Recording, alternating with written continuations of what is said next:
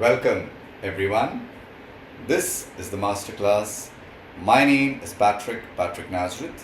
I have around 30 years of experience in teaching and I hope to help dispel your doubts should you have any. Today we look at the chapter The Portrait of a Lady, written by the author Khushwant Singh. A little bit about the author then. Khushwant Singh was born on February the 2nd, 1915 in what is now Pakistan at Hadali in Khushar. He died on March the 20th, 2014 in our capital, New Delhi. He is one of our best known writers. He has written novels such as The Train to Pakistan, which was based on the partition, and I Shall Not Hear the Nightingale. Besides writing short stories, essays, and he has also found the time to take out a definitive history of the Sikhs in 2 volumes. He was a recipient of the Padma Bhushan. He has remained the editor of periodicals such as the Illustrated Weekly of India, the National Herald, and Hindustan Times, which remain among the best-selling periodicals in India. These papers and periodicals were ranked among the best in India under his editorship.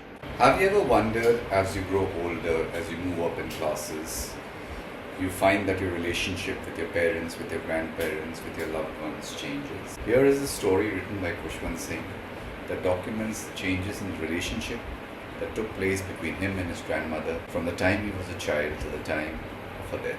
So the story starts in a village. Khushwant Singh is being brought up by his grandmother. His parents have left him to go to the city where they are trying to set up a business or whatever. The grandmother looks after him, wakes him up in the morning, walks him to the school which is adjacent to the temple. She prays at the temple while the boy studies. He is taught morning prayers, he is taught the alphabet.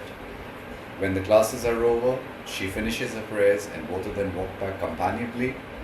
They discuss things, they feed chapatis to the dog, and the cycle repeats itself.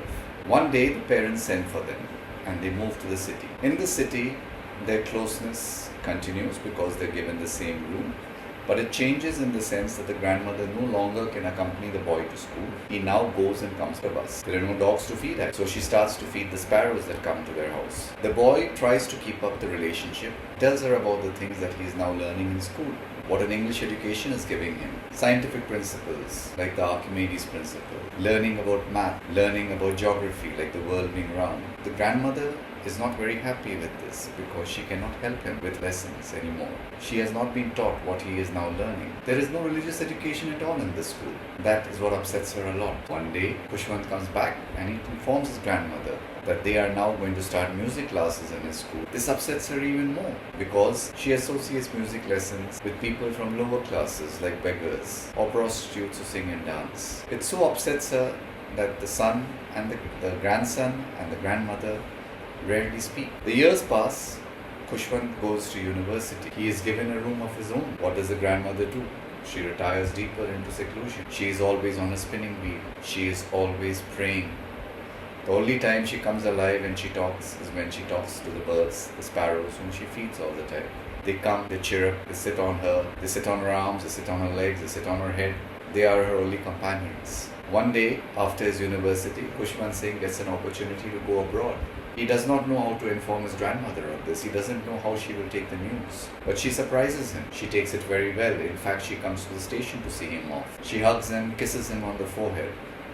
And he is very happy. He treasures the feel of her lips on his forehead. Even while seeing him off, she is still saying her prayers. It's a constant refrain with her, this praying. Khushwant feels guilty. He doesn't know whether she will be alive when he comes back, but he needs to study, so he goes. On his return, however, his grandmother is there to greet him, and she is extremely happy to see him. She takes it upon herself to gather the women of the neighborhood. They come to the house. She picks up an old drum, and they start singing songs about warriors returning from foreign places. The grandmother is banging on an old drum. For the first time that Khushwant has known her, his grandmother forgets to say her prayers, and the family is worried that she is overstraining herself with all the energy she is putting into her drumming. So they ask her to stop. The next morning, she falls sick. She has a fever. The doctor comes, he says nothing to worry about. But the grandmother is very clear. I didn't pray and my time has come. I am not going to live. And so, I'm not going to talk anymore to you people.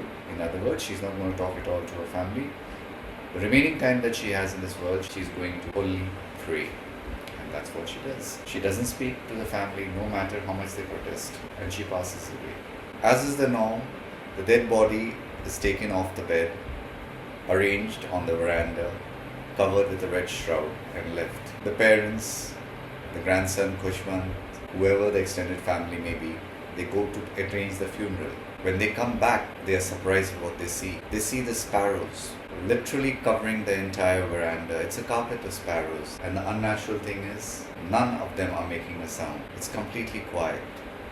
No chirruping, no chirping, no sound of any kind. They wonder maybe the sparrows have come for food because they're used to the grandmother feeding them. So they go get some bread and try and feed the sparrows with it. But the sparrows do not eat.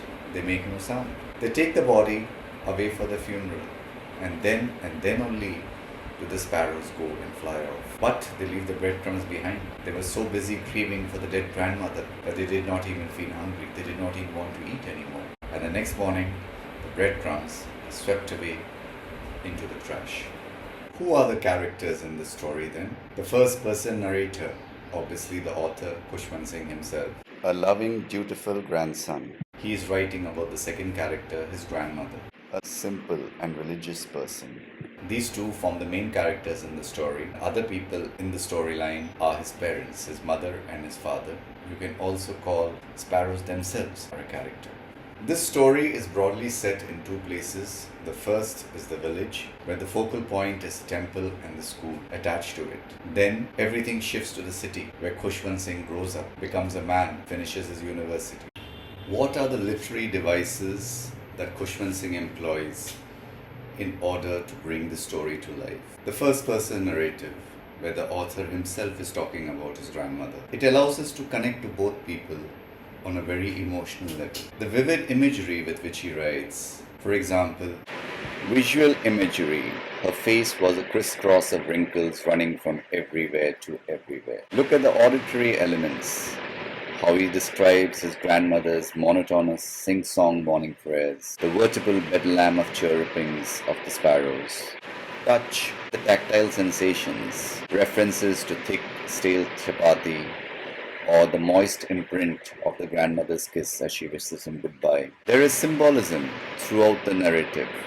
The symbolism of the sparrows, which is used to show the grandmother's connection to nature, her nurturing spirit, and the mourners at her death. The spinning wheel, it shows the grandmother's connection to tradition, always in a state of activity and the cyclical nature of life. The rosary in the old lady's hand represents her unwavering faith and a spiritual devotion to the Almighty. The white clothing she always wears, signifying her purity, her simplicity, and the spiritual cleanliness, painting her to be somewhat of a saint. Of metaphors, like she was like the winter landscape in the mountains, an expanse of pure white serenity, breathing peace and contentment.